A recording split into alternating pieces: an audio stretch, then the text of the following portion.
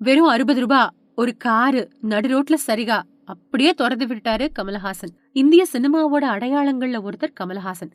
அவரோட நடிப்புல கடைசியா கல்கி, இந்தியன் 2 இந்த 2 படங்கள் வெளியாகி இருந்தது.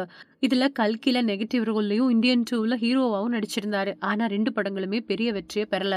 சூழல் இப்படி இருக்க கமலஹாசன சரிகா பிரிஞ்ச நாளன்னைக்கு என்ன நடந்துச்சு அப்படிங்கறத பத்தின தகவல் வெளிவந்திருக்கு.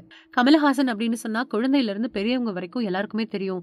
தன்னோட 8வது வயசுலயே கேமரா முன்னாடி நின்னு அம்மாவும் நீயே, அப்பாவும் நீயே அப்படின்னு கொஞ்சம் மழலை முகத்தோட எந்தவித பதற்றமும் இல்லாம நடிச்சவரு. தமிழ் சினிமாவுல நடிகர் திலகம் சிவாஜி கணேசன எல்லாரும் நடிப்பு பல்கலைக்கழகம் அப்படின்னு சொல்லுவாங்க. அவருக்கு அடுத்ததா கமலஹாசன் அந்த இடத்துல இருக்காரு. ஆனா ஒரு வித்தியாசம், சிவாஜிய நடிப்பு பல்கலைக்கழகம் அப்படின்னு சொல்லலாம். கமலஹாசன சினிமா பல்கலைக்கழகம் அப்படின்னு சொல்லலாம். அந்த அளவுக்கு அவரு சினிமாவுல பல்துறைகள்ல வித்தகரா ஜொலிச்சுக்கிட்டு இருக்காரு.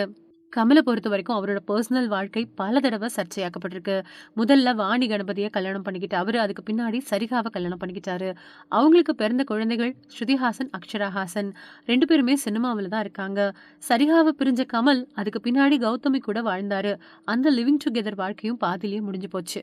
இந்த நிலையில கமல் சரிகாவ பிரிஞ்சப்போ என்ன நடந்துச்சு அப்படிங்கறத பத்தி தெரிய வந்திருக்கு. அதாவது பல நாட்கள் யோசிச்சு தான் விவாகரத்து முடிவ கமலும் சரிகாவும் எடுத்திருக்காங்க. கமலஹாசன பிரிஞ்சு அவங்க வாழ்ந்த வீட்ல இருந்து சரிகா வெளியேறப்போ அவங்க கிட்ட வெறும் ரூ. 60 மட்டும் தான் பணம் இருந்துச்சாம். அதை தவிர்த்து அவங்களுக்கு சொந்தமான ஒரு கார் மட்டும் இருந்திருக்கு.